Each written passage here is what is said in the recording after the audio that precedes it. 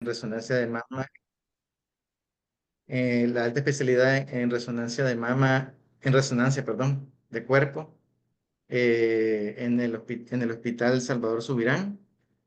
Tuvo una participación en el momento que estaba haciendo la alta especialidad en la RCNA en el 2024, en el cual tuvo un reconocimiento a la excelencia por la exhibición educativa de, más allá de lo básico en resonancia, agentes de contraste basados en gadolínea, actualizaciones y revisión, y tuvo un premio ahí. La doctora actualmente, como estaban escuchando, labora en el Hospital Fernando Vélez tiempo completo, y así que la dejo con ustedes para que empecemos la clase y podamos aprender. Buenas tardes.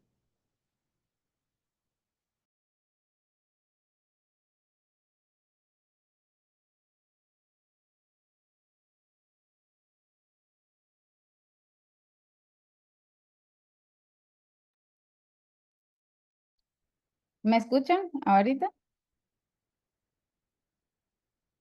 Sí, doctora, sí la Ah, escuchamos. ok. Bueno, mucho gusto. Soy la doctora Pamela Mendieta. Ya el doctor me presentó. Yo soy radióloga, tengo alta especialidad en resonancia y pues para mí es un gusto poder el día de hoy tener una charla sobre el cáncer de endometrio y los principales hallazgos que vamos a valorar por resonancia magnética. ¿Qué necesariamente es lo que debemos de conocer y que necesitamos reportar?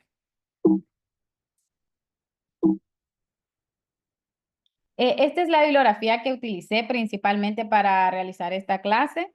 Hay mucha bibliografía, la verdad, pero pues esta fue la que me pareció como un poco más completa. Algo de relevante es lo de la FIGO del 2023, que tenemos un artículo del Radiographics en el cual pues no actualiza el estadio de la FIGO, que el último previamente fue en el 2009. Y pues en esta FIGO del 2023 es un poco más compleja porque ya viene a incorporar lo que es la histopatología porque incorpora nuevas variables moleculares. Entonces, a manera de introducción, el cáncer de endometrio es el quinto cáncer más frecuente en las mujeres y es el cáncer más frecuente ginecológico en los países desarrollados. Ha aumentado su incidencia en los últimos años, predomina principalmente en mujeres posmenopáusicas en una sexta y séptima década y también hay un porcentaje del 15% que afecta a mujeres premenopáusicas. El pilar del tratamiento sigue siendo la estadificación quirúrgica con histerectomía y la salpingoforectomía. Sin embargo, pues la resonancia es un método ideal para poder planificar el tratamiento, ya sea preoperatorio o para poder decidir así elegir una terapia inicialmente. Dentro de los factores del riesgo del cáncer de endometrio, tenemos que el aumento de la exposición a estrógenos, los tumores productores de estrógeno, también tenemos la nuliparidad, tenemos la obesidad, tenemos el síndrome de ovario poliquístico, el reemplazo hormonal y también la terapia con tamoxifeno. La clasificación actual que se utiliza es mediante la FIGO. Existen ciertos criterios para clasificar una enfermedad de bajo riesgo, que pues esto viene a ser de importancia, ya sea si es de bajo o de alto riesgo, porque depende de esto también va a depender el tratamiento que se le dé al paciente. Entonces se consideran como criterios para bajo riesgo cuando el cáncer de endometrio tenga un menos del 50% de invasión miometrial o que sea un tumor que mida menos de 2 centímetros, ya que hay estudios pues que entre más grande sea el tumor, incluso ponen un valor de corte de más de 3 centímetros que se asocia con probabilidad de invasión a ganglios linfáticos y linfovascular. También otro criterio es que la histología esté bien o moderadamente diferenciada. Entonces, hablando un poco de la clasificación de este tumor, se clasifican en tipo 1 y tipo 2. Los tipo 1 son generalmente los más frecuentes, hasta un 85%. Son receptores de estrógeno positivo, a diferencia del carcinoma endometrial tipo 2, que es receptor de estrógeno negativo. Los tipo 1 tienen unos grados grado de morfología endometrioide 1 y 2, que estos son de bajo grado. Generalmente se diagnostica en una etapa inicial temprana, tienen un crecimiento mucho más lento y también tienen un buen pronóstico. Y la lesión precursora es la hiperplasia endometrial. En el carcinoma endometrial tipo 2, pues este tumor es mucho más agresivo, se diagnostica en una etapa avanzada, tienen un crecimiento más rápido, e incluso tienen más mal pronóstico y también recurrencia abdominal y ganglionar. El tipo más frecuente de carcinoma endometrial es el adenocarcinoma endometrial, que podemos ver que es hasta un 80%, y pues estos son del grado 1 al 3, siendo los dos primeros, como les comentaba, los de bajo riesgo y el grado 3, los de alto riesgo. Tenemos otros cánceres también de endometrio que son de menos frecuencia, como el seroso papilar y el de células claras. En cuanto al diagnóstico por imágenes del cáncer de endometrio, generalmente tenemos pues una paciente que acude en el contexto de un sangrado uterino anormal, es el síntoma más frecuente. El examen físico es importante. El estudio de imagen inicialmente generalmente es una ecografía pélvica transvaginal. Conocer los valores de corte del endometrio es muy importante. Tenemos en las pacientes premenopáusicas un valor de corte de menor a igual a 16 milímetros, pero pues esto va a variar de acuerdo a la fase del ciclo menstrual. Y en pacientes posmenopáusicas, pues si la paciente refiere sangrado vaginal, ya sea esté tomando o no tamoxifeno, un grosor de corte de menos de 5 milímetros. Y si la paciente no tiene sangrado vaginal, se han establecido valores de corte de 8 a 11, sin embargo, pues este corte aún como que no está bien establecido porque hay literatura que lo maneja menor de 8 milímetros y hay otra literatura que lo maneja menor de 11 milímetros.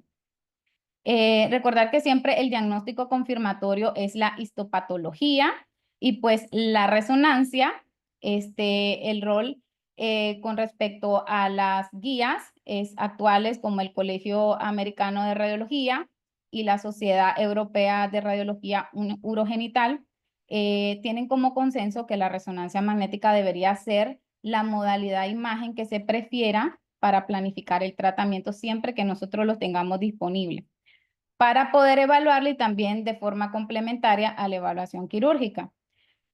¿Cuándo podemos hacer también una resonancia magnética? Cuando los pacientes pues, sean de alto riesgo para valorar la extensión de la enfermedad, cuando queramos planificar un tratamiento que no sea quirúrgico, por ejemplo, en las pacientes que desean preservar la fertilidad y para evaluar también respuesta al tratamiento. Como les comentaba, la resonancia magnética no es meramente para hacer un diagnóstico confirmatorio del cáncer de endometrio. Para esto necesitamos la histología, ya sea por un legrado, por una biopsia. Sin embargo, es una modalidad de imagen que nos va a permitir hacer una evaluación locorregional y preoperatoria para estadiar el tumor y para decidir el manejo. Estos hallazgos que se encuentran aquí en este círculo rojo son los hallazgos principales que nosotros deberíamos de reportar en la resonancia magnética, ya sea el tamaño, si existe o no invasión miometrial, si hay compromiso del estroma cervical, si hay extensión más allá del útero y también si existe compromiso de los ganglios linfáticos. Recordar siempre la anatomía zonal normal del útero, que esta la vamos a ver mejor representada en las secuencias T2. Vamos a ver las capas en la cual el endometrio se observa hiperintenso, que es la flecha celeste que estamos viendo. Luego tenemos la otra capa, que es la zona de unión, que esta va a ser de baja intensidad de señal. Esta se va a continuar caudalmente y formando lo que es el estroma fibroso cervical interno, que es la flechita blanca que está señalando en la imagen. Y luego tenemos la otra capa que es el miometrio externo, que esta es de señal intermedia, que es la flechita rosa. Y esta también se va a continuar caudalmente hacia el cérvix, formando lo que es el estroma intersticial externo. Y por último tenemos la última capa, que es la serosa. Voy a poner el puntero, ¿verdad? Que es de baja intensidad de señal. Eso es muy importante, conocer el protocolo adecuado que se debería de hacer para evaluar el cáncer de endometrio, para así poder pues disminuir los artefactos o incluso una sobreestimación o una infraestimación de los hallazgos. Idealmente sería pues pedirle a la paciente que emisione 30 minutos antes del estudio para que se disminuyan los reflejos peristálticos de la vejiga, que tenga un ayuno al menos de 6 horas antes del estudio, también para disminuir pues los artefactos por movimientos peristálticos, y de preferencia pues usar un espasmolítico también. Se pone como opcional la distensión vaginal, ¿verdad? Es por institución. Sin embargo, pues en mi experiencia también yo considero que pues sí es de mucha utilidad, sobre todo cuando queremos descartar de que exista invasión a la vagina. Y no sobredistenderla, sino que utilizar una poca cantidad de al menos unos 30 o unos 60 ml. Se utiliza una bobina pélvica de matriz en fase con el paciente en posición supina, y por lo menos tenemos que tener una potencia del imán de 1.5 teslas. Las secuencias base que se están utilizando en la actualidad de rutina tiene que ser una combinación de la secuencia T2, de la difusión y las dinámicas con contraste. Y de preferencia, hacer un FOB amplio que incluya imágenes desde el hilio renal hasta la sínfisis cuba, para que podamos hacer pues la búsqueda de ganglios paraórticos o incluso hidronefrosis.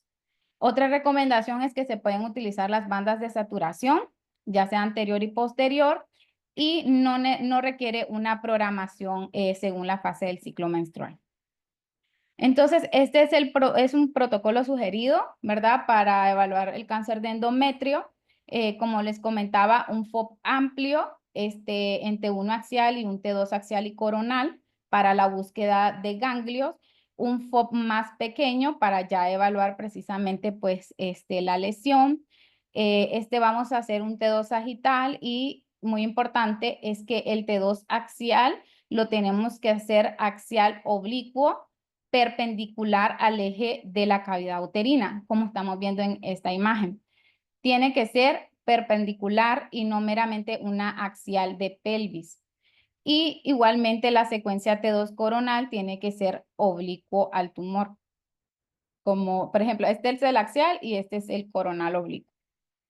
Y en la secuencia de difusión tenemos que de preferencia tener el valor B0, un valor B bajo y un valor B alto. También adquirirlo en 2 planos, es la recomendación, y si no, pues al menos uno, pero ideal serían los 2. Un sagital y un axial oblicuo que también sea perpendicular al eje de la cavidad uterina. Recordar de que pues el útero tiene diferentes posiciones, y por eso es que si podríamos estar con el técnico al momento que se estén haciendo las adquisiciones, es lo más recomendable para que los planos se adquieran de manera correcta. El grosor de corte al menos de 3 a 4 milímetros. Las secuencias dinámicas contrastadas T1 FATSAT, se adquiere un T1 precontraste, y posteriormente vamos a adquirir un sagital de preferencia a los 30 a 40 segundos, que esta va a ser una fase temprana, un T1 sagital y axial oblicuo a los 2-3 minutos, que esta va a ser una fase de equilibrio, y un T1 axial oblicuo a los 4 o 5 minutos, que va a ser una fase más tardía. Más adelante voy a explicar la importancia que tiene de adquirir cada una de las fases. Como les comentaba, el plano tiene que ser adquirido, el plano axial oblicuo, perpendicular a la cavidad, y el coronal también debe ser oblicuo, paralelo a la cavidad endometrial. En cuanto a las secuencias que se deben realizar, les había comentado que era la secuencia T2, la difusión y las dinámicas contrastadas. Cada una tiene su utilidad en evaluación del cáncer de endometrio. La secuencia T2 generalmente nos ayuda también a caracterizar el tumor. El cáncer de endometrio generalmente se observa como una lesión que es de intensidad de señal intermedia a baja en relación con el endometrio. También nos ayuda a delimitar si existe o no invasión miometrial, ya que podríamos observar una interrupción de la zona de unión. La secuencia de difusión, el tumor del cáncer de endometrio tiene restricción a la difusión, sin embargo, no precisamente este hallazgo también es el único de utilidad en esta secuencia, sino que también en los casos en el que tengamos pues un tumor que esté muy mal delimitado en las secuencias T2, en los casos que tengamos patología concomitante como la adenomiosis o también cuando tengamos leiomioma, o incluso cuando el paciente no se puede administrar un contraste intravenoso. Nos va a ayudar, como vemos en las imágenes, a delimitar mejor este tumor, ya que pues como estamos observando en estas imágenes de arriba, es un tumor que está muy intenso y que no se delimita claramente pues los márgenes con la zona de unión. Y si podemos observar en las secuencias de difusión, ¿verdad? Vemos al tumor que es hiperintenso y que se delimita mucho mejor. Otra utilidad de la secuencia de difusión es en el caso que queramos distinguir una lesión maligna de una lesión benigna. En el contexto de que tal vez por primera vez estemos evaluando a la paciente, entonces podemos adquirir con el mapa de ADC, ¿verdad? Un valor de corte de 1.05 por 10 a la menos 3, en el cual nos va a ayudar a distinguir las lesiones malignas de benignas. En este caso, cuando es menor de 1, maligno, y cuando es mayor de 1, benigno. La utilidad de las secuencias dinámicas, como les comentaba, tenemos una fase temprana que es de mucha utilidad para poder valorar la invasión miometrial superficial. Vamos a observar cómo se puede identificar un realce interrumpido subendometrial y pues ya esto es muy indicativo de una invasión superficial. La fase de equilibrio nos va a ayudar a ver si hay invasión miometrial profunda, porque en esta fase vamos a tener un contraste máximo, como estamos observando en esta imagen. El miometrio realza intensamente y el tumor es hipovascular. Entonces, pues aquí podemos observar cómo el tumor puede o no, ¿verdad? Invadir el miometrio. En este caso, como es este caso que en la primera imagen, esta paciente solo tenía invasión miometral superficial, solo tenía una disrupción de la capa, sin embargo, no había extensión más allá en el miometrio. Y tenemos una fase tardía, que es para ver la invasión del estroma cervical, que esta, como habíamos dicho, se realiza a los 4 o 5 minutos. Esta se realiza desde ese momento porque el realce cervical es mucho más tardío que la del miometrio. Como estamos viendo aquí en esta imagen, vemos el miometrio que está realzando y el estroma cervical no. Entonces, lo hace de manera más tardía y es por eso que tenemos que utilizar esta secuencia ya más tardía para ver si existe o no alguna interrupción que nos pueda sugerir que haya invasión al estroma cervical. Muchas veces, pues, este tumor, el cáncer de endometrio, generalmente es hipovascular, sin embargo, puede presentarse de una manera más atípica, en la cual podemos ver que puede realzar, ya sea más o igual al miometrio.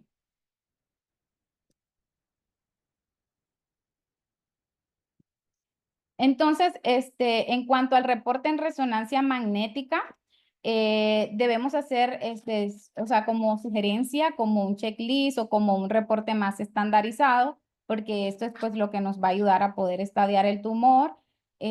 Podemos empezar con el tamaño del tumor, si existe o no invasión miometrial, si hay invasión al estroma cervical, si se extiende más allá del útero, si hay compromiso de ganglios linfáticos, si hay invasión a recto y vejiga, incluso pues si detectamos también enfermedad a distancia. En el caso del tamaño del tumor, se recomienda medirlo en el eje más largo. Generalmente en el plano sagital es muchísimo más fácil delimitar el eje mayor. Sin embargo, tenemos otro caso en el que el tumor puede ser irregular o puede estarse dispersando por el margen del endometrio, por lo cual se nos puede hacer como más difícil poder obtener este eje. Entonces, pues la sugerencia es que se obtenga en cualquier plano en el cual nosotros lo tengamos la medida más larga. Generalmente, como había comentado, el aumento del tamaño del tumor se correlaciona con probabilidad de enfermedad metastásica y ganglionar y también con la invasión miometrial profunda y también invasión al espacio linfovascular.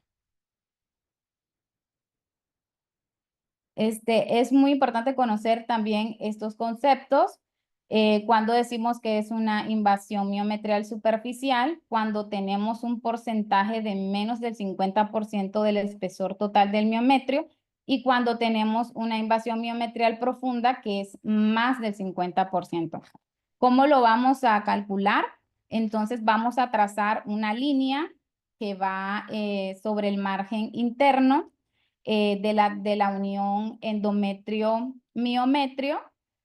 Luego vamos a vamos a trazar otra línea de la extensión del tumor. Y por último, vamos a trazar otra línea del grosor máximo del miometrio hasta la serosa. Y hacemos una regla de 3. Dividimos en la extensión del tumor entre el grosor del miometrio y pues esto es lo que nos va a dar el porcentaje.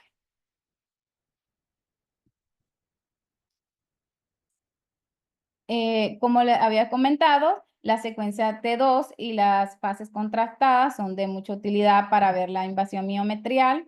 En las secuencias T2 vemos la interrupción de la zona de unión y en las secuencias contrastadas podemos ver un realce interrumpido. Es muy importante también hacer de manera complementaria todas las secuencias, tanto la difusión como los dinámicos contrastada y los T2 para poder valorar esta invasión. Estos son unos ejemplos en el que en la imagen de arriba vemos pues un tumor que está isointenso. Hay en algunos sitios que no se define adecuadamente los márgenes del tumor con la zona de unión. Y pues la difusión, vemos un tumor que se observa hiperintenso y nos pues ayuda a delimitar estos márgenes. En la imagen de abajo también vemos un tumor de intensidad de señal intermedia, con mala delimitación de sus bordes y vemos como en las dinámicas contrastadas pues nos ayuda a delimitarlo mucho mejor.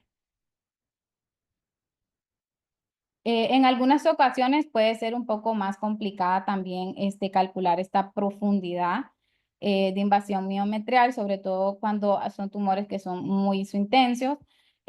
También otro que se menciona es cuando el tumor se localiza en la parte cornual del útero, ya que fisiológicamente pues el miometrio aquí es mucho más delgado. Entonces puede darnos una sobreestimación de la invasión miometrial y pues lo que se recomienda cuando estemos ante esta situación es ponerlo en el reporte. O sea, poner de que ante esta localización del tumor, que es cornual, puede existir el riesgo de que estemos sobreestimando la invasión. Otra situación en la que puede ser un poco difícil evaluar esta invasión miometrial es cuando estemos ante la concomitancia de leiomiomas o de adenomiosis. Por ejemplo, en esta imagen de arriba, ¿verdad? Vemos el tumor isointenso y vemos un útero con múltiples miomas hipointensos. La secuencia de difusión nos va a permitir hacer una definición de este tumor y de los leiomiomas. En otro caso, en el que estamos viendo que el tumor es de señal intermedia en T2 y vemos una adenomiosis, un engrosamiento de la zona de unión y no vemos claramente si está o no invadiendo esta zona. Entonces, pues, como les comentaba, son de forma complementaria, tanto la difusión como los dinámicos contrastados. Vemos que el tumor restringe y la zona de unión no muestra hiperintensidad. Y en las contrastadas vemos como el tumor se observa hipovascular y la zona de unión mostró realce homogéneo similar al miometrio.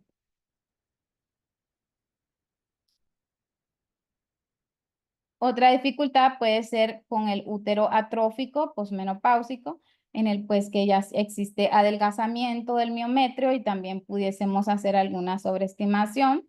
En este ejemplo, pues sí está claro, ¿verdad? Que el tumor está invadiendo al miometrio aproximadamente en más del 50% y también pues ya en esta paciente tenía ganglios obturadores sospechosos.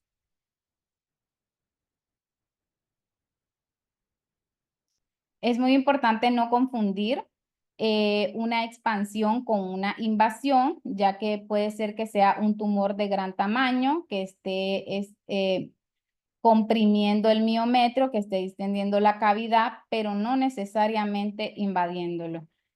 Aquí tenemos un ejemplo claro, ¿verdad? De que el tumor es de gran tamaño, es isointenso en T2, pero no existe como tal una imagen de interrupción de la zona de unión que nos sugiera que exista invasión al miometrio. Y en la contrastada vemos como el tumor es hipovascular y el realce del miometrio. Otro hallazgo que debemos de reportar es la invasión del estroma cervical. Este lo vamos a ver en la secuencia T2, como una interrupción también de la línea hipointensa del estroma. En algunas ocasiones, este tumor puede estar protruyendo hacia la cavidad, sin embargo, no es sinónimo de que lo esté invadiendo. Deberíamos de tener una imagen clara de disrupción de esta zona para que nosotros podamos decir que existe invasión al estroma cervical. En esta otra imagen vemos pues la lesión, ¿verdad? En el endometrio que es isointensa y que también está protruyendo hacia el canal cervical, pero no delimitamos como tal una interrupción del estroma. En otras ocasiones, este tumor no necesariamente tiene que extenderse caudal y afectar primeramente la mucosa y luego el estroma, sino que también este tumor puede irse por la parte superior, como en esta imagen, ¿verdad? Y afectar directamente el estroma, pero no la mucosa.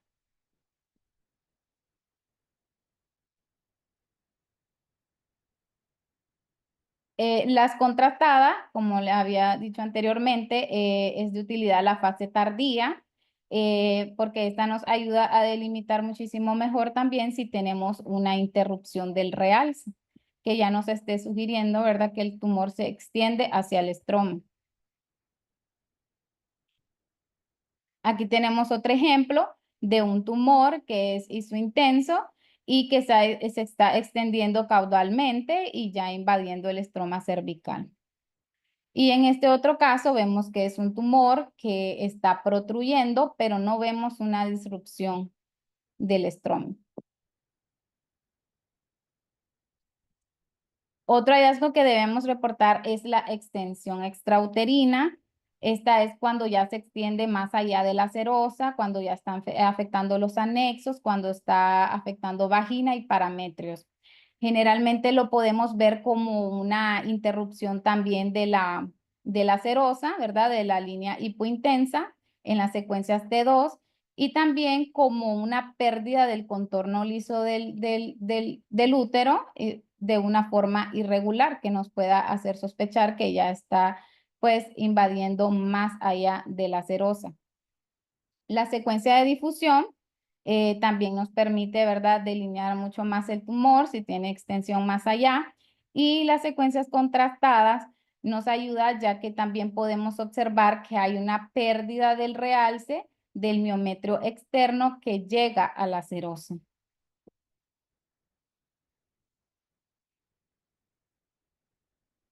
Estos son unos ejemplos ya de invasión a ovario, ¿verdad? Tenemos los tumores isointensos que son de gran tamaño, que muestran restricción a la difusión.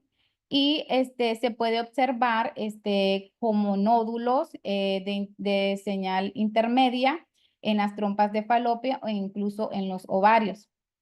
Y aquí tenemos un ejemplo del tumor, cómo se extiende al anexo izquierdo, incluso ya está afectando el recto. Este es un ejemplo de invasión a vagina, ¿verdad? Vemos un tumor de señal intermedia que se extiende hacia la vagina. Vemos todo este engrosamiento nodular y con la secuencia contrastada vemos el tumor hipovascular, pues que claramente ya tiene extensión a la vagina. Otro hallazgo, pues, es importante valorar los ganglios, si hay afectación. La evaluación por resonancia magnética se basa en los criterios de tamaño y la apariencia morfológica. Tenemos un valor de corte de los ganglios pélvicos mayor de 8 milímetros y de los ganglios abdominales mayor de 10. Sin embargo, en la actualidad, en las actualizaciones, no solo se están tomando en cuenta los valores de corte, sino también el aspecto morfológico del ganglio independientemente de la medida. Si tienen contornos irregulares, si tienen una señal de intensidad heterogénea, si son redondeados, si son necróticos, ya se consideran como metástasis. Generalmente se asocian con subtipos histológicos de riesgo alto y también con invasión miometrial profunda. Y el patrón de afectación ganglionar también va a estar en dependencia de la localización del tumor en el útero, ya que los que drenan al segmento uterino superior generalmente afectan más los ganglios ilíacos y paraórticos comunes, y los del segmento uterino medio e inferior drenan generalmente a los ganglios parametriales, paracervicales y obturadores. Claro está también de que, pues, como a veces son ganglios muy pequeñitos, y nos puede quedar la duda de que si sea un depósito secundario, pues sí hay otros métodos de imagen como la resonancia fusionada con FDG y también el PET-CT que pues nos van a ayudar muchísimo mejor para confirmar que exista ya depósito secundario. Otro hallazgo que debemos reportar es que si existe invasión a recto y a vejiga, generalmente pues puede haber una pérdida del plano graso entre el tumor y los órganos. También en las secuencias T2 se puede ver como interrupción de la señal hipointensa T2 de la muscular de la vejiga o del recto. Pero algo que debemos de saber es que según la FIGO del 2023, solamente lo clasifica como 4 cuando afecta la mucosa del órgano invadido. En caso contrario, no. Si está afectando la serosa o si está afectando la muscular, no la considera como un FIGO 4, únicamente cuando existe afectación de la mucosa. En este ejemplo, pues es muy claro, hay un gran defecto entre el útero, ¿verdad? Tenemos la lesión y la vejiga. Otro hallazgo que nos puede hacer sospechar ya directamente es pues que tengamos una lesión que esté protruyendo hacia el lumen, ya es más confirmatorio. Si existe o no enfermedad a distancia, también es algo que deberíamos de reportar. Si hay diseminación directa desde el útero, si hay diseminación a través de vasos linfáticos y hematógeno. Frecuentemente la metástasis pulmonar es la más común. La afectación peritoneal puede ser más evidente en forma de nódulos e implantes serosos que pueden también causar compresión extrínseca del intestino. Generalmente, pues la resonancia no es en algunos casos como el método de imagen ideal para evaluar esta enfermedad a distancia.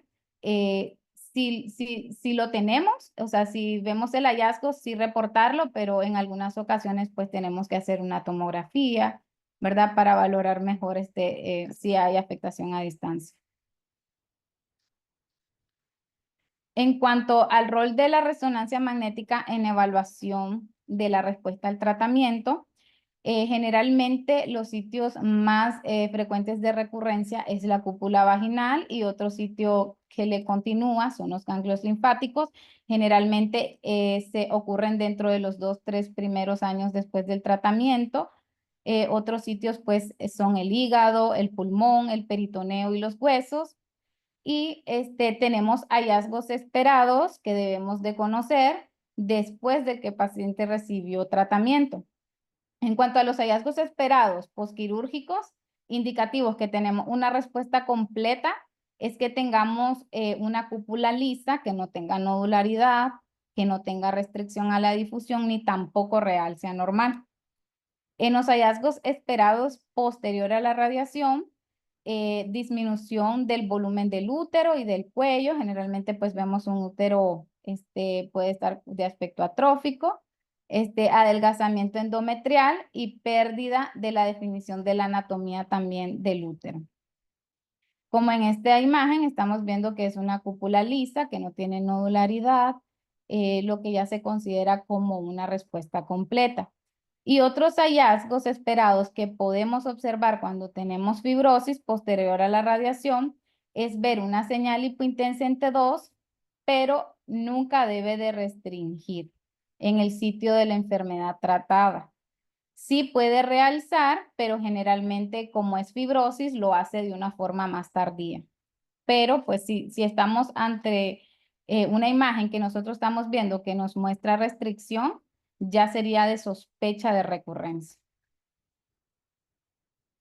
Esta es la clasificación de la FIGO del 2009, en la que podemos observar que el estadio 1 se clasificaba como estadio 1A y 1B, y estos estaban confinados al útero. Y se clasificaban en menos de 50% de invasión miometrial y más del 50%. Los del estadio 2 afectaban ya el estroma cervical, pero no tenían extensión extrauterina.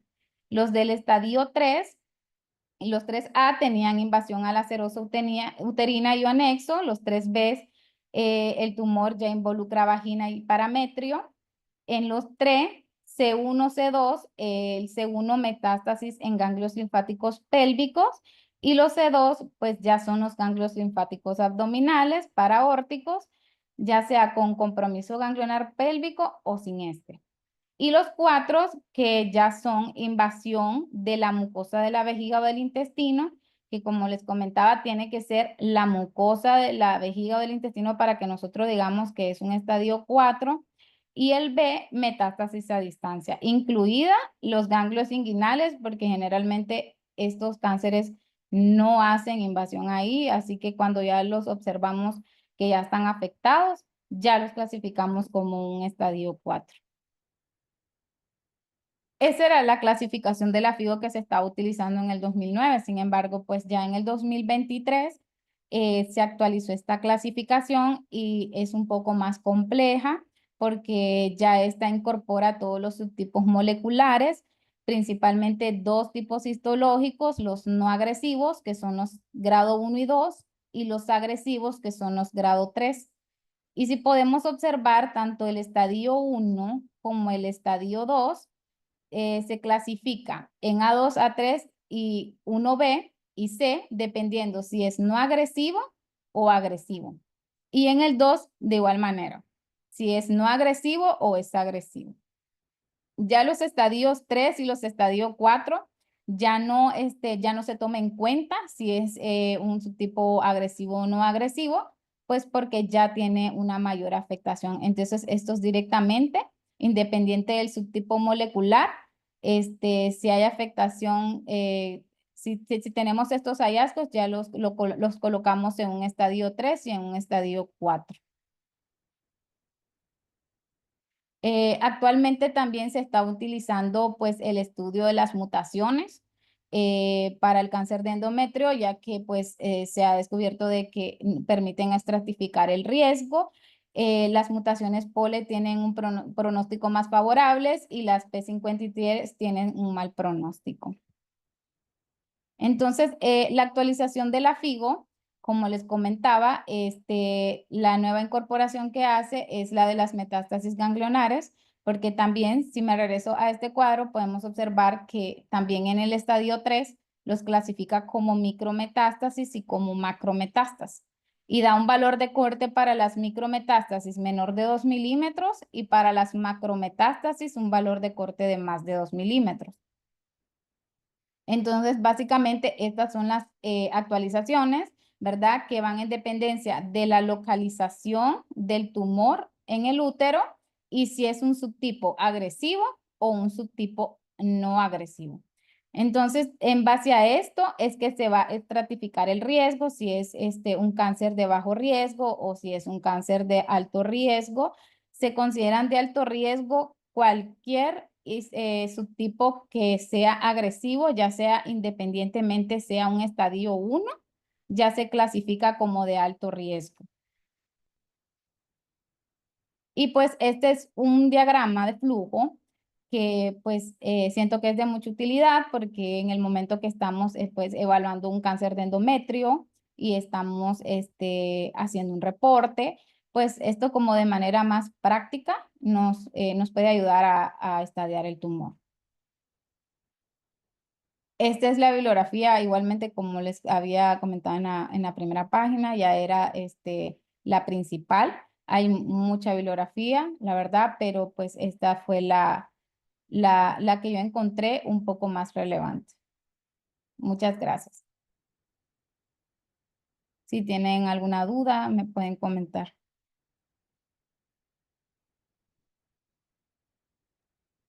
Muchas gracias, doctora, por la clase. Excelente exponencia. Tenemos una pregunta por parte de la doctora Rosalinda Baltudano que dice, en el contexto de los hallazgos encontrados en ultrasonido, ¿cuáles serían las pacientes candidatas a resonancia? ¿Existen indicaciones según el tipo histológico? Hola, incluso hay bibliografía, o sea, justamente que decía que los de tipo 1 no era necesario hacerle resonancia. O sea, eso era lo que se manejaba hace como 4 años, más o menos, como en el 2009. O sea, no era necesario los tipo 1, pero en la actualidad se dice de que siempre que se pueda, ya sea un tipo 1 o un tipo 2, sí es aconsejable hacerle una resonancia para valorar la extensión. O sea, sí, si la tenemos disponible, la recomendación es que sí. Sobre todo, pues, si tenemos otros criterios, ¿verdad? Si es una paciente que desea preservar la fertilidad. Entonces, eso indica de que toda paciente diagnosticada con un cáncer de endometrio por engrosamiento endometrial por ultrasonido y con un legrado biopsia positivo, tendría que sí o sí hacerse la resonancia. La recomendación es que si está disponible, sí. Si no lo tenemos disponible, pues no, ¿verdad? Pero si lo tenemos disponible, es la recomendación que dicen los consensos del Colegio Americano y el ESUR. La otra pregunta que dice, ¿hasta qué grado de invasión dentro del mismo útero el cáncer de endometrio todavía puede ser tratado con histerectomía? Sí. Generalmente pueden ser tratados con histerectomía si es de menos del 50%. Sin embargo, también hay que valorar el subtipo histológico, ¿verdad? Había un diagrama también que justamente nos mostraba eso, de que las pacientes que tenían menos del 50% sí podían ser manejadas con histerectomía y mayor del 50% como se considera de alto riesgo también, pero ya va a estar en dependencia también del subtipo molecular. Pero Que generalmente los de menos del 50%, sí se hacen con histerectomía.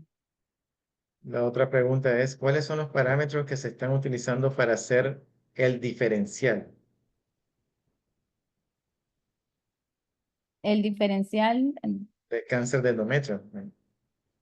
ah, con respecto si es maligna o benigna, Eh, o de acuerdo al tipo de cáncer.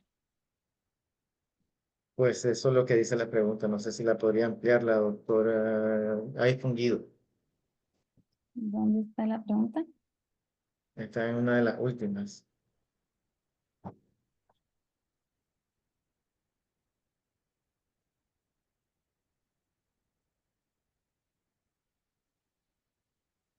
el diferencial, de acuerdo si es maligno o benigna una lesión o de acuerdo el tipo de cáncer, si es un, por ejemplo, un adenocarcinoma endometrioide o si es un células claras.